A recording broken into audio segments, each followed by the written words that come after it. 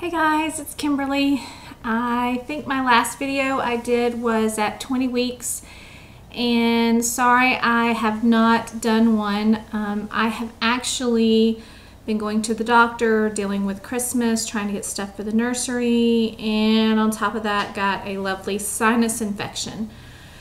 So anyways, if I keep looking down, it's because I have all of my notes, so I'm trying not to forget to tell you guys anything.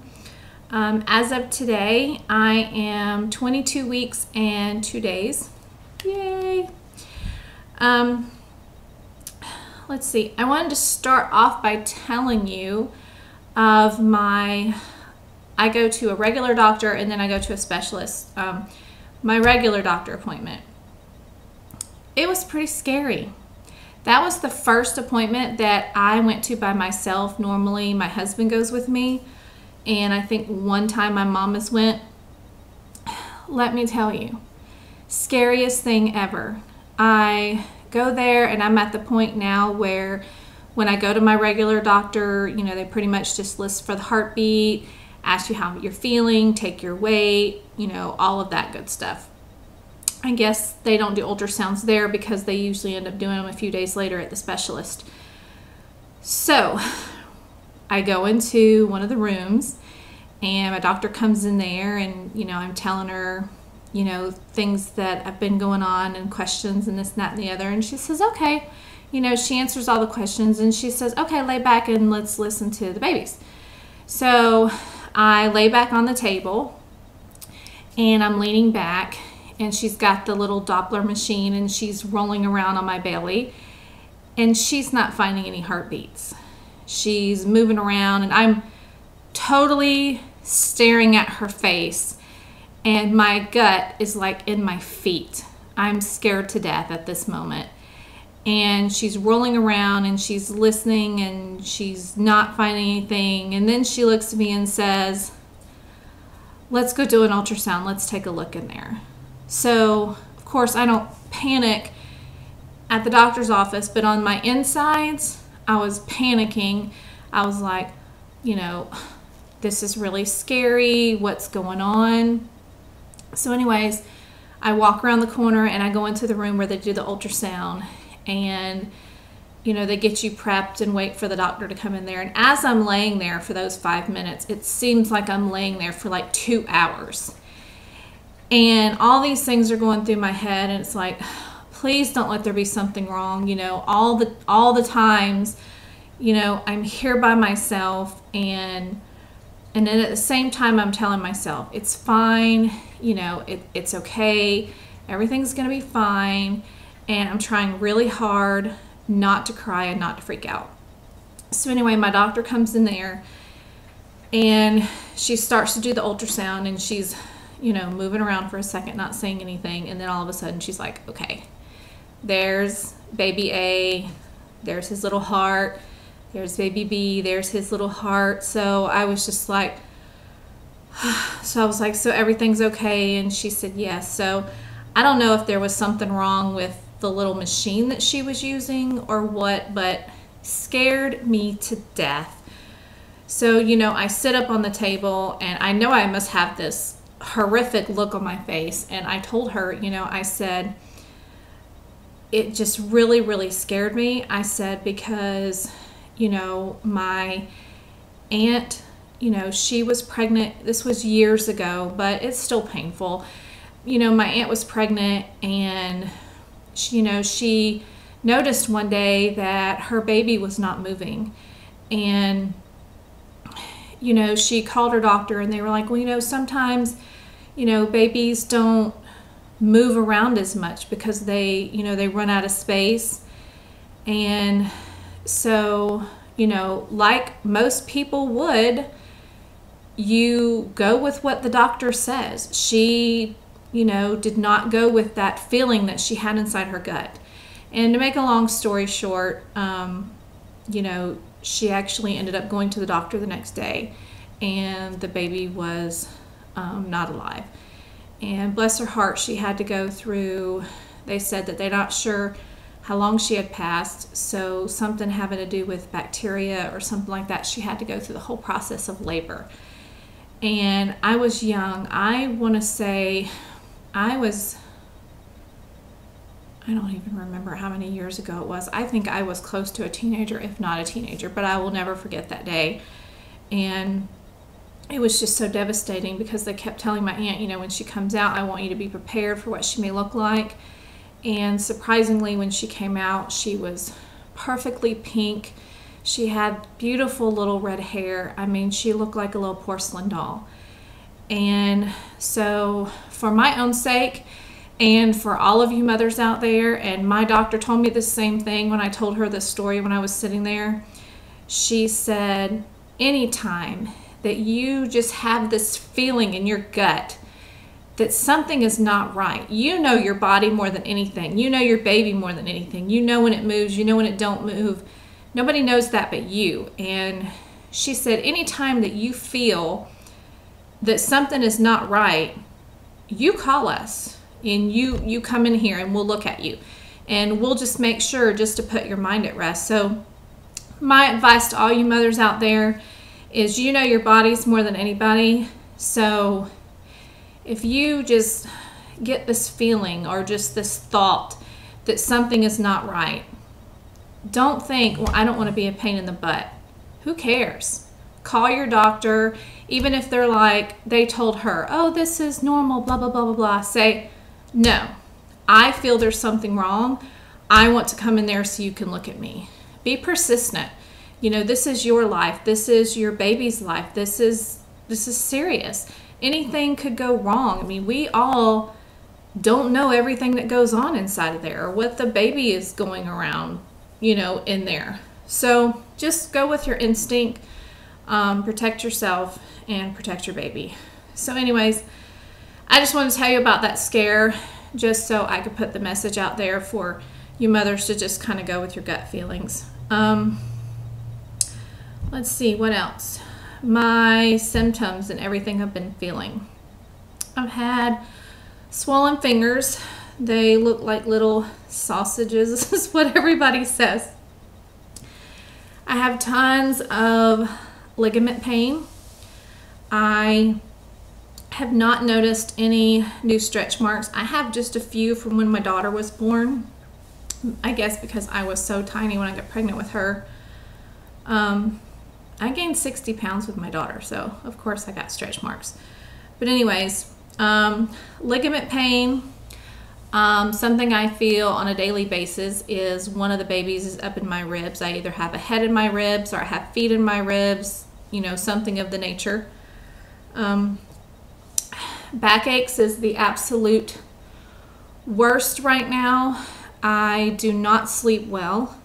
I flip and flop from side to side, and then usually I'm the first one out of bed because it just gets to where my back is hurting me so bad that I just have to get up. There's no relief for it. There's no position that I can get in that's going to make my back feel better. So I get up, I come downstairs, and I end up sitting on the or laying my back on the heating pad for a few minutes. Let's see, what else? I can feel the babies move a lot more. I actually went ahead and put a kicking app on my phone because now they are like little football players in there. They're definitely probably elbowing each other for room. And now everybody else, when they're really active, can feel them. And I just discovered this weekend, I was laying back in the recliner and they kicked me and I saw my shirt move. So then I started paying attention for the rest of the day, and we noticed now that when they're moved, you can actually see my shirt move as well. So that was really, really exciting to see that. Let's see. I have been really, really busy trying to get the major things needed for the babies. My shower is going to be January the 12th. So I'm super excited about that because I think it's going to be a whole lot of fun. We Had to get another infant seat. I think I told you that in my last video. We got a stroller and one of the infant seats. Excuse me. We did get the other infant seat, so that's great. We did get both crib sets for the cribs, the curtains, the lamps, you know, whatever, all that stuff that goes along with it. We got a changing table. I'm starting to get some things to put together. My hospital bag. When we did the tour, they said, make one small bag to bring in right away, and then your husband can go get the other bag, and you know, and then a bag for the babies, and yada yada yada. And I was like, okay, that's super crazy. So I'm just gonna try to put together one bag for me and my husband, and then whatever diaper bag I may get at my baby shower, then I'll put the baby stuff in that. So I'm starting to get all of that stuff together. Let's see what else. Sinus infection. As you guys know in my last video, I was just constantly having these headaches, which I know that a little bit of the headaches has to do with the fact that I'm pregnant, but these were getting super intense. I did try the things that the OB told me to try, and it just was not helping. And then I started feeling a little bit worse. So I ended up actually going to regular doctor, and it turns out I had a full-blown sinus infection. So right now I'm on medicine for that. La, la, la, la, la. Let's see, dry mouth. Dry mouth sucks. I either have to constantly have something to drink, or when it gets close to bedtime, of course I don't want to drink a whole lot because then I'll be up even more peeing than I already do. So I will just sit there and suck on little tiny pieces of ice just to keep my mouth from being dry. Let's see. Oh, the specialist. We went to see the specialist. We got to see the babies. We did not get any pictures. I'm hoping we'll get some the next time. We did it this time because they were just way too busy. They just won't be still long enough, so they don't want their picture taken.